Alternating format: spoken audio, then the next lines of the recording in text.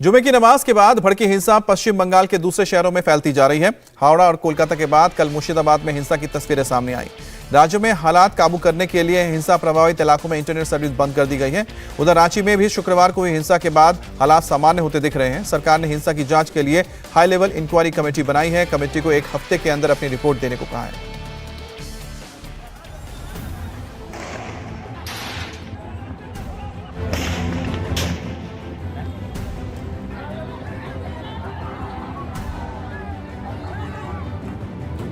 शुक्रवार को हिंसा केवल यूपी में ही नहीं भड़की थी, झारखंड और पश्चिम बंगाल में भी हिंसा की चिंगारी भड़क उठी थी। झारखंड में हिंसा ने 2 की जान भी ले ली, लेकिन पश्चिम बंगाल में अगले दिन यानी शनिवार को हिंसा नए इलाकों में भी फैल गई। पश्चिम बंगाल के कोलकाता और हावड़ा में हुई हिंसा के बाद शनिवार को मुर्शिदाबाद में हिंसा भड़क उठी। आगजनी और भीड़ की तस्वीरें सामने आने लगी। हिंसक भीड़ नारे लगा रही थी, सड़कों पर भीड़ दौड़ती रही, उत्पात मचाती रही। हालात काबू करने में पुलिस और प्रशासन की टीम जुटी रही, लेकिन उपद्रवियों पर काबू पाना मुश्किल हो गया। पुलिस को कई जगहों पर बल प्रयोग करना पड़ा, आंसू गैस के गोले दागने पड़े। बाद में हिंसा प्रभावित इलाकों में इंटरनेट सर्विस बंद करनी पड़ी। बंगाल में शुक्रवार को हिंसा का जो दौर शुरू हुआ वो शनिवार को भी जारी रहा। हावड़ा में एक बार फिर से उपद्रवी बाहर निकले, पत्थरबाजी की। इस बार हावड़ा के डोमजूर में बीजेपी दफ्तर को भी निशाना बनाया गया। इधर बंगाल के अलग अलग शहर हिंसा की आग में झुलस रहे हैं, वहीं दूसरी ओर इस पर सियासत भी हो रही है। बीजेपी नेताओं का एक दल पहले हावड़ा में हिंसा प्रभावित इलाकों का दौरा करने पहुंचा, लेकिन पुलिस ने उसे बीच में ही रोक दिया। कई नेताओं को हिरासत में ले लिया गया। बाद में बीजेपी नेताओं के एक प्रतिनिधि मंडल ने राज्यपाल जगदीप धनखड़ से मुलाकात की और हिंसा को लेकर शिकायत की। बीजेपी ने ममता बनर्जी पर आरोप लगाया कि सरकार ने हिंसा को बढ़ावा दिया, तो वहीं कांग्रेस ने बीजेपी पर निशाना साधा। बंगाल में हिंसा भड़काने के आरोप में अभी तक 60 लोगों की गिरफ्तारी हो चुकी है। हावड़ा में हुए विरोध प्रदर्शन में बच्चों के इस्तेमाल का वीडियो सोशल मीडिया पर वायरल हुआ था। अब इस मामले में पश्चिम बंगाल के बाल अधिकार संरक्षण आयोग ने फुरफुरा शरीफ के पीरजादा मोहम्मद सन्नाउल सिद्दीकी को नोटिस भेजकर जवाब तलब किया है। रांची में जुमे की नमाज के बाद भड़की हिंसा के बाद अब हालात धीरे धीरे सामान्य हो रहे हैं, लेकिन टेंशन अब भी काफी है। प्रभावित इलाकों के साथ साथ पूरे शहर में सुरक्षा कर्मी तैनात हैं। हिंसा की जांच के लिए सीएम ने इंक्वायरी कमेटी बना दी है। मुख्यमंत्री हेमंत सोरेन ने रांची हिंसा की जांच के लिए 2 सदस्यीय इंक्वायरी कमेटी का गठन किया है। आईएएस अमिताभ कौशल और एडीजी संजय लाटेकर को जांच की जिम्मेदारी सौंपी गई है। इंक्वायरी कमेटी को 1 सप्ताह में जांच रिपोर्ट सौंपनी है। रांची हिंसा मामले में अभी तक 3 एफआईआर दर्ज किए गए हैं। इनकी जांच के लिए पुलिस ने एसआईटी का गठन किया है। हिंसा में शामिल आरोपियों की गिरफ्तारी के लिए सर्च ऑपरेशन जारी है। वीडियो फुटेज की मदद से दंगाइयों की पहचान की जा रही है। सेम टाइम पे हमारे जो ट्रैकिंग सिस्टम है हम लोग शुरू कर चुके हैं।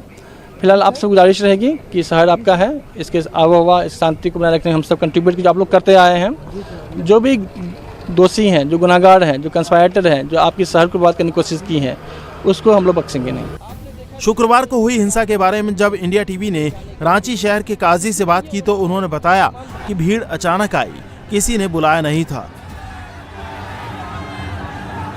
ये जो पूरी घटना हुई तो आखिर इतने लोग एक साथ कैसे निकल आए मस्जिद से, ये सवाल लोगों के जहन में है। देखिए, ये किसी एक मस्जिद से नहीं आए लोग। आपको मालूम होना चाहिए कि जुमा की नमाज तमाम मसाजिद में पूरे हिंदुस्तान ही नहीं पूरे मुल्क में नमाज अदा की जाती है। और नमाज के बाद वो छोटे छोटे बच्चे थे, आपने देखा होगा अगर शहर में तो बहुत छोटे छोटे बच्चे थे, उनको समझाया जा सकता था। और लोगों ने, हमारे जो कौम के लोग हैं उन्होंने समझाया भी, लेकिन उस वक्त समझाया जब ये मामला ख़राब हो गया। तो अब मैं यही देख रहा हूँ कि किसी एक जगह से ये लोग नहीं आए थे। ऐसा नहीं है जो लोग ये समझ रहे हैं कि एक जगह से आकर, बल्कि कई मसाजिद से थे लोग और कहीं कहीं से अपने कुछ लोग घर की तरफ भी बढ़ रहे थे। लेकिन जब ऐसा हंगामा हुआ तो धीरे धीरे होते होते फिर एक जगह इकट्ठा जमा हो गए। राज्य में हेमंत सोरेन की सरकार है और गठबंधन में कांग्रेस भी शामिल है, लेकिन कांग्रेस के विधायक इरफान अंसारी अपनी ही सरकार पर सवाल उठा रहे हैं। उन्होंने ट्वीट कर लिखा, रांची की घटना ने प्रदेश को शर्मसार कर दिया है। पुलिस का काम रक्षा करना है, गोली चलाना नहीं। रांची में सिटी एसपी की कार्यशैली पहले से ठीक नहीं रही है। इनके कण कण में नफरत और भेदभाव का असर है। मेरे लाख मना करने के बाद भी इनकी पोस्टिंग रांची में कैसे कर दी गई, ये सोचने का विषय है। प्रदर्शनकारियों पर गोली चलाने का निर्देश किसके कहने पर दिया गया? एसपी सिटी पहले से संदेह के घेरे में रहे हैं। आज की घटना उसी का परिणाम है।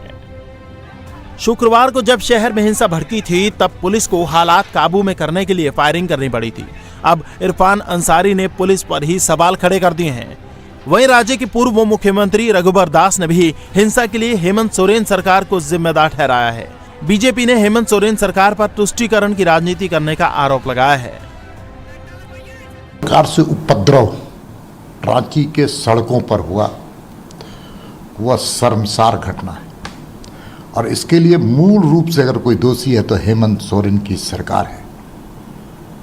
पूरी तरह से उनके खुफिया तंत्र ध्वस्त और पस्त नजर आए और साथ साथ में लगातार हेमंत सोरेन जी की सरकार तुष्टीकरण की राजनीति ने इस प्रकार के चीज़ों को बढ़ाने का काम किया है। और हम कह सकते हैं कि उपद्रवियों को जल्द से जल्द राज्य की सरकार उसको गिरफ्तार करे, कड़ी पूछताछ करे और उसकी जड़ें कहां पर हैं उसका खुलासा करें। जुम्मे की हिंसा के बाद रांची में नई हिंसा की खबर नहीं है, लेकिन इस हिंसा में 2 लोगों की जान चली गई है, जबकि 20 से ज्यादा लोग अब भी अस्पताल में इलाज करवा रहे हैं। इंडिया टीवी हर वक्त हर जगह डाउनलोड करने के लिए सर्च करें India TV news Google play store या ऐप स्टोर पर।